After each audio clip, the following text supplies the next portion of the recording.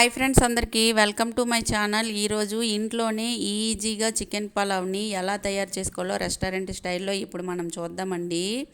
ఈ వీడియోని ఎక్కడ స్కిప్ చేయకుండా పూర్తిగా చూడండి. చికెన్ పలావ్కి కావాల్సిన ఇంగ్రీడియంట్స్ 3 పావులు చికెను, అరకిలో రైస్ అయితే బాగా సరిపోతుందండి. రైస్ అయితే బాగా 2-3 సార్లు కడుక్కొని, రైస్కి మీరు ఎంత రైస్ అయితే తీసుకుంటారో దానికి డబల్ క్వాంటిటీ వాటర్ అయితే మాత్రం తీసుకోవాలండి. అప్పుడే కరెక్ట్గా ఉడుకుతుంది, కరెక్ట్గా పలావ్ అయితే నీట్గా వస్తుంది.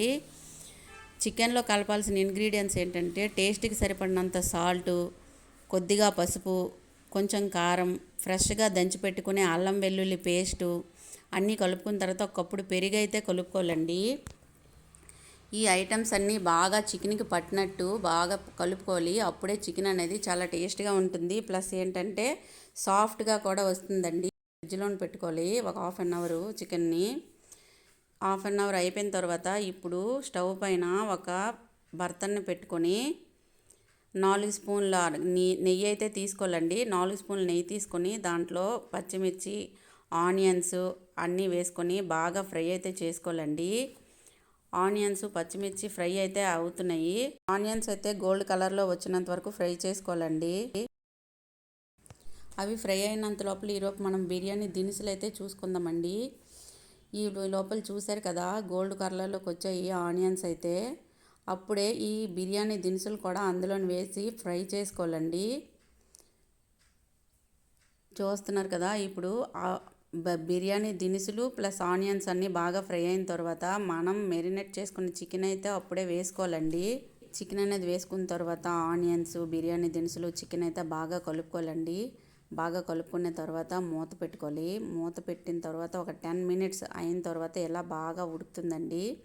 చికెన్ కొద్దిగా సాఫ్ట్ అయిన తర్వాత ముందు మనం కడిగి పెట్టుకున్న రైస్ని అయితే అందులో వేసుకోవాలండి.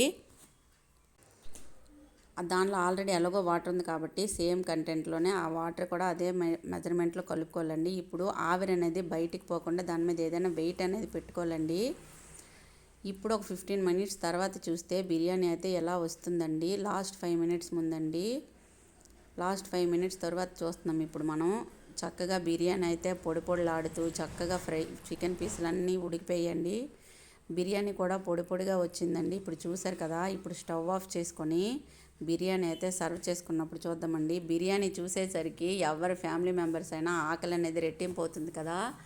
ఇప్పుడు మనం చూడండి, చికెన్ పీసులు కూడా బాగా ఉడికాయి, ప్లస్ బాగా టేస్ట్గా అయితే కనిపిస్తున్నాయండి. ఇప్పుడు చూసారు కదా, రైస్ అనేది ఎక్కడా అంటుకోకుండా పొడి పొడిగా ఉంది కదా. ఈ మెజర్మెంట్లో కానీ చికెన్ పలావ్ చేసుకున్నారంటే పర్ఫెక్ట్గా వస్తుందండి.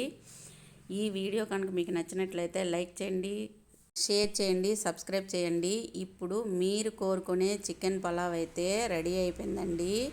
Thank you for watching. Bye bye.